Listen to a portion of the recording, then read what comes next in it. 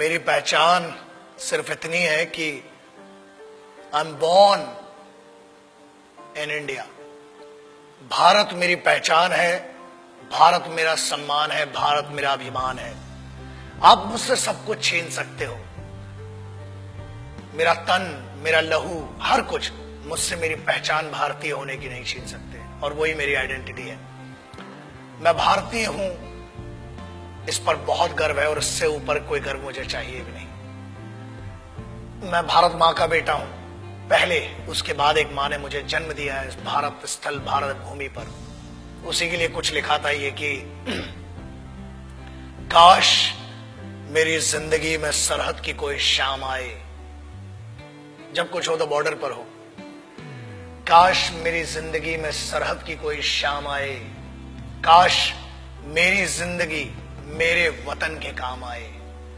न खौफ है मौत का और न आरज़ू है जन्नत की, मगर जब कभी जिक्र हो शहीदों का, काश मेरा भी नाम आए, काश मेरा भी नाम आए।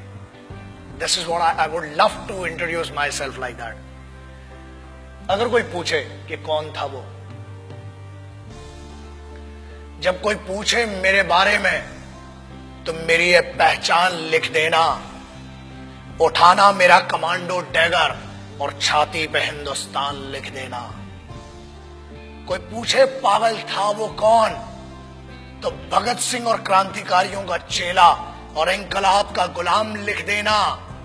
और बचा हो जो जिस्म में लहू मेरे, निकालना उसे, फेंकना जमीन पे, और मां तुझे सलाम लिख देना। यही परिचय था, है और रहेगा।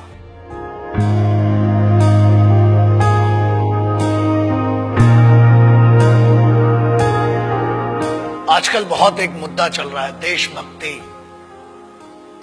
कुछ लोगों ने उसे हिंदुओं से जोड़ दिया, कुछ ने मुसलमानों से जोड़ दिया, कुछ ने सिखों से, कुछ ने ईसाइयों से। एक बात याद रखना, हम पहचान हैं एक ऐसा महाविद्यालय, एक ऐसी university. It's like an university, it's like a college, the country is like college. We may have different wings, we may have different subjects, but we all belong to one college, and that college is Bharat, राष्ट्र। आप उसको हुब्बुल वतनी कह लें उर्दू में, अरबी में, उसको आप जननी जन्मभूमिश्च कह लें आप संस्कृत में, आप मादरे वतन कह लें, वतन की इज्जत कह लें, आप कुछ भी कह लें।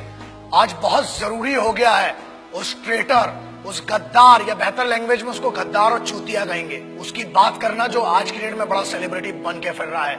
Let's talk about that person जिसने हर फौजी और हर इस भारत मां के बेटे को हर्ट किया है। आज उसके बारे में बात करना बहुत जरूरी हो चुका है। न हिंदुओं से न मुसलमानों से इस मुल्क को तकलीफ है गद्दार और बेईमानों से,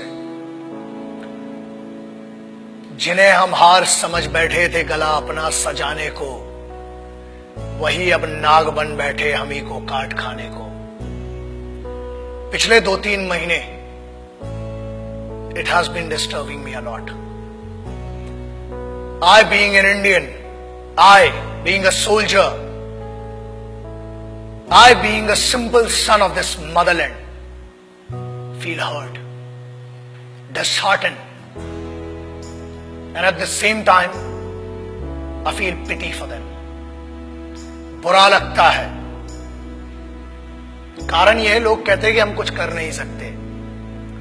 ऐसा है, करने पर आ जाए तो बहुत कुछ कर सकते हैं, लेकिन हम सम्मान करते हैं भारत के सर्वोच्च न्यायालय का, सुप्रीम कोर्ट का, और उसके आदेश की अवहेलना नहीं करना चाहते हैं। उसके आदेश का पालन करते हुए कुछ गद्दारों को आज भी छोड़ रखा है, वरना ऐसा है काम ही हड्डियां तोड़ने और जान लेने का हिंदुस्तानी फौज करती है।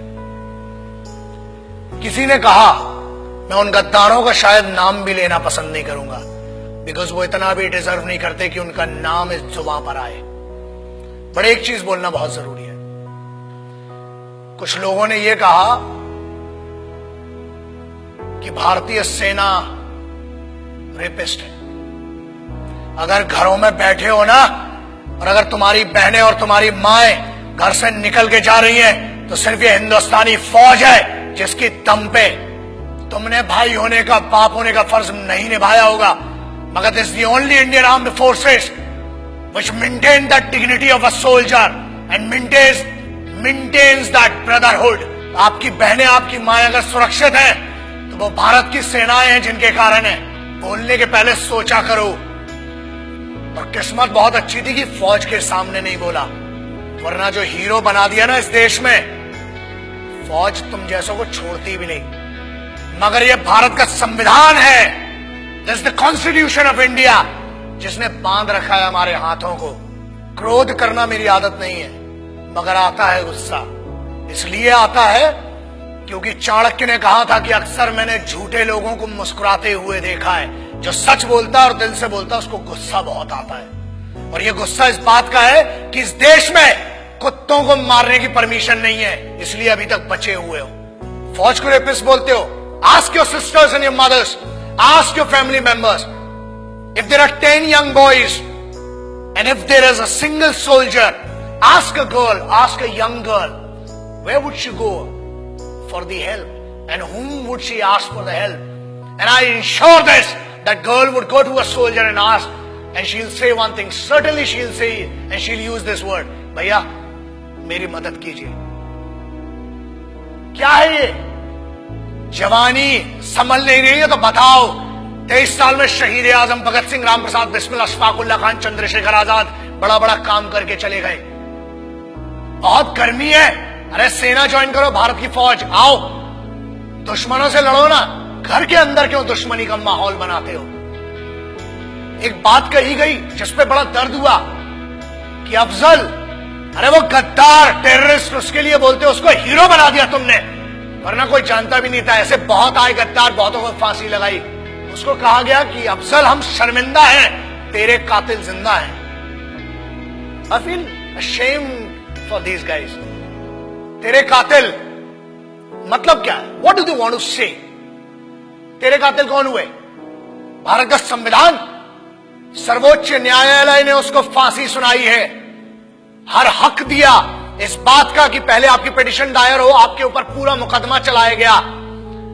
अरे समस्या ये, हम तो आतंकवादियों को भी क्या बोलूं, भाषा फिसल जाएगी तो बहुतों के परखच्चे उड़ जाएंगे। आप कहते हो कि तेरे कातिल, चलो, it means you are blaming the constitution of India. Bharat के अगेंस्ट में कहने की न हमने तुम्हें छूट दी है और न आजादी। आजाद हुए हो तो भी इस फौज के कारण और उन क्रांतिकारियों के कारण जिनने अपना लहू बहाया है इस मिट्टी के लिए, तब बना है भारत का संविधान। You can not insult, you can insult me as an individual, you can insult one person, मतलब जो पीठा, जो न्यायाधीश थे, जो वो लोग थे जिनने फांसी की सजा सुनाई, आप उनको कह रहे हैं कि वो कातिल थे। अरे धिक्कार है आपके ज्ञान पर। I feel ashamed for it.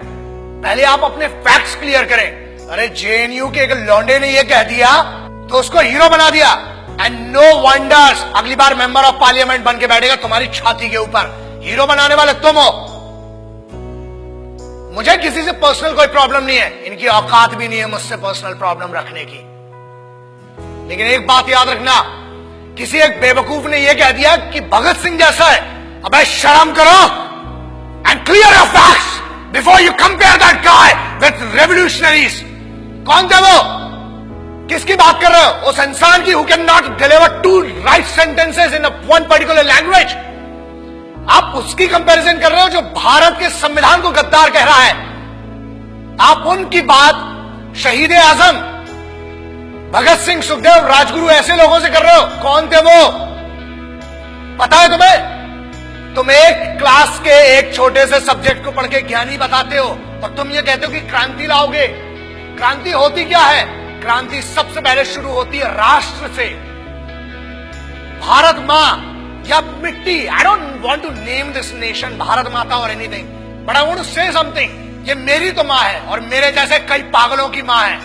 याद रखना, बहुत छूट मिल गई है, अपनी आजादी का गलत उपयोग मत करो, वरना अगर छूट देना आता है तो लगाम लगाना भी आता है। बोलने की आजादी है, ठीक है, हमने आजादी दी है, बट वो आजादी किसने दी है? The freedom has been given to you by the constitution of this country. The honourable Supreme Court has some guidelines. The honourable constitution of this country has some guideline and we must respect that. आज आप एक बंदे को जिसको जमानत पर छोड़ा गया है उसको हीरो बना दिया. मेरा उस बच्चे से और मेरा उस लड़के से कोई पर्सनल प्रॉब्लम नहीं है, मगर याद रखना इस देश का हर दुश्मन मेरा दुश्मन है. इस भारत माता, इस मिट्टी के ऊपर कोई भी बात करेगा, that guy, that person has to face me and the soldiers of this country. आप कैसे भारतीय सेना को रेपिस्ट कह सकते हो? शर्म करो सेंटेंस के ऊपर. अगर आज भी बच्चियां सुरक्षित हैं, if the Indian youth, if everybody whoever is doing whatever they want to do, if this freedom has been given to them, it is just because of one thing, that Indian Army, Navy and Air Force, the Indian Armed Forces are fighting for you day and night. जब तुम सोने जाते हो तब उनकी duty का वक्त शुरू होता है. शर्म खाओ इस बात के लिए. और याद रखना, भारत को तोड़ने की कोशिश मत करो. ना हिंदुओं से न मुसलमानों से इस मुल्क को तकलीफ थी, है कुछ गद्दारों से और कुछ बेईमानों से. And I am telling you on behalf of every Indian. यार आप क्या बात करते हो? मैं इस देश के यूथ का सबसे बड़ा फैन हूं और मैं कहता हूं, मैं इनका फैन हूं, भारतीय युवाओं का. Indian youth, I am your biggest fan. और याद रखना, अपनी आजादी का गलत उपयोग मत करो, क्योंकि आप जिस ट्रैक पर ले जा रहे हो, तुम इसलिए बचे हो आज तक क्योंकि भारत के संविधान ने आज भी जानवरों और कुत्तों को मारने की आजादी नहीं दी है. अगर होती तो कब के निकल चुके होते. और आज भी इंतजार कर रहे हैं कि तेरा निर्णय सर्वोच्च न्यायालय करेगी. और अगर नहीं किया, keep my words and take my words. ये चेहरा याद रखना. हम बोलते कम है, घसीटते और मारते ज्यादा है. जय हिंद, वंदे मातरम, इंकलाब जिंदाबाद, भारत माता की जय. याद रखना.